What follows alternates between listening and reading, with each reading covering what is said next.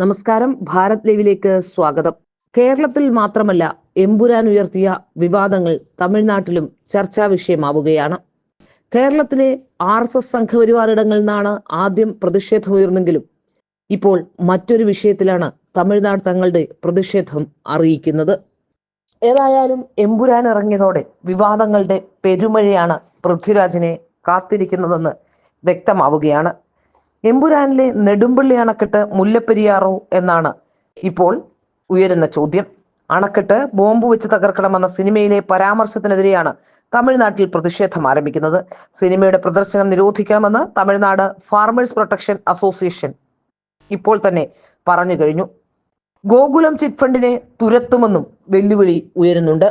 രാഷ്ട്രീയ വിവാദങ്ങൾക്കിടെ മലയാള സിനിമയുടെ box office റെക്കോർഡുകൾ ഭേദിച്ച് മുന്നേറുന്ന മോഹൻലാൽ ചിത്രം എമ്പുരാൻ തമിഴ്നാട്ടിൽ ഒരു വിഭാഗത്തിന്റെ പ്രതിഷേധത്തിന് കാരണമാകുന്നു. ചിത്രത്തിൽ നെടുമ്പള്ളി അണക്കെട്ട് തകർക്കണമെന്ന പരാമർശമാണ് വിമർശനത്തിനിടയാക്കുന്നത്.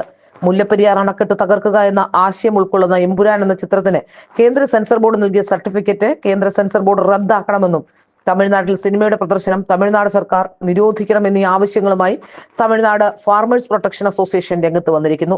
തമിഴ്നാട്ടിലെ കർഷകർക്കെതിരെ എമ്പുരാൻ എന്ന സിനിമ നിർമ്മിച്ച് പുറത്തിറക്കിയ ഗോകുലം ചിറ്റ് ഫണ്ട് കമ്പനിയെ തമിഴ്നാട്ടിൽ നിന്ന് തുരത്തുമെന്നും ഇപ്പോൾ അവർ വെല്ലുവിളിക്കുകയും ചെയ്യുന്നുണ്ട്.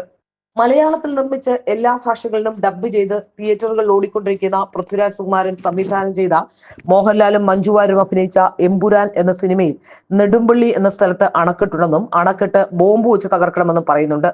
ഇത്തരം കാഴ്ചപ്പാടുള്ള സിനിമകൾ എങ്ങനെയാണ് കേന്ദ്ര സെൻസർ ബോർഡ് അനുവദിച്ചത് എന്നത് അതിലും ഞെട്ടിക്കുന്നതാണെന്നാണ് ഇവർ പറയുന്നത്. മുല്ലപ്പെരിയാർ അണക്കെട്ട് ശക്തമാണെന്നും 152 അടി ജലം സംഭരിക്കാനാകുമെന്നും 2006-2014 വർഷങ്ങൾ സുപ്രീം കോടതിയുടെ ഭരണഘടനാ ബെഞ്ച് തന്നെ ഉത്തരവിട്ടപ്പോഴും സിനിമയിലെ പരാമർശങ്ങൾ കോടതി വിധിക്ക് വിരുദ്ധമാകാൻ കേന്ദ്ര സെൻസർ ബോർഡ് അനുവദിക്കാൻ പാടില്ലായിരുന്നുവെന്നും തമിഴ്നാട് ഫാർമേഴ്സ് പ്രൊട്ടക്ഷൻ അസോസിയേഷൻ ചൂണ്ടിക്കാട്ടുന്നുണ്ട്. തേനി, ഡിണ്ടിഗൽ, മധുരൈ, ശിവഗംഗൈ, രാമനാഥപുരം ജില്ലകളിലായി 1 കോടി ജനങ്ങൾ മുല്ലപ്പെരിയാർ അണക്കെട്ടിനെ ഒരു ആരാധനാലയമായി തന്നെയാണ് ആരാധിക്കുന്നത്. ഇത് നിർമ്മിച്ച കേണൽ ബെന്നി ക്വിക്കിനെ ദൈവമായി പോലും ആരാധിക്കുകയും തമിഴ്നാടിന്റെ അവകാശത്തിന്റെ പ്രതീകമായി തമിഴ്നാട് കാണുകയും ചെയ്യുന്നതാണ് മുല്ലപ്പെരിയാർ അണക്കെട്ട്. ആ അണക്കെട്ട് പൊളിക്കുക എന്ന ആശയം തന്നെയാണ് ഇപ്പോൾ ഈ സിനിമ പ്രചരിപ്പിക്കുന്നതും. തമിഴ്നാടും കേരളവും തമ്മിൽ ശത്രുതയുണ്ടാക്കുന്ന ആശയങ്ങളുള്ളതിനാൽ കേന്ദ്ര സെൻസർ ബോർഡ് നൽകിയ സർട്ടിഫിക്കറ്റ് ഉടൻ റദ്ദാക്കണമെന്നാണ് ഇവരുടെ ആവശ്യം.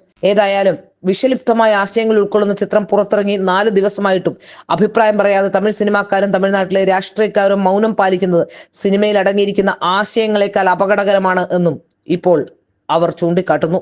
മുല്ലപ്പെരിയാറിന്മേലുള്ള തമിഴ്നാടിന്റെ അവകാശത്തെക്കുറിച്ച് സംസാരിക്കുന്ന സമാനമായ രീതിയിലൊരു തമിഴ് സിനിമ കേരളത്തിൽ റിലീസ് ചെയ്യാൻ കഴിയുമോ എന്നും ഇപ്പോൾ അവർ ചോദിക്കുകയാണ്.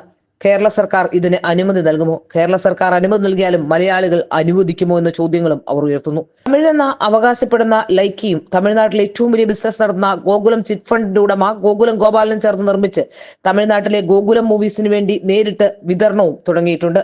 തമിഴ്നാട്ടിൽ ഗോകുലം ചിറ്റ് ഫണ്ട് എന്ന സ്ഥാപനം നടത്തി തമിഴരെ ചൂഷണം ചെയ്ത ആ പണത്തിലൂടെ തമിഴ്നാടിനെതിരെ സിനിമയുണ്ടാക്കി ഗോകുലം മൂവീസ് റിലീസ് ചെയ്തിട്ടുണ്ട് എന്നാണ് ഇവർ പറയുന്നത്.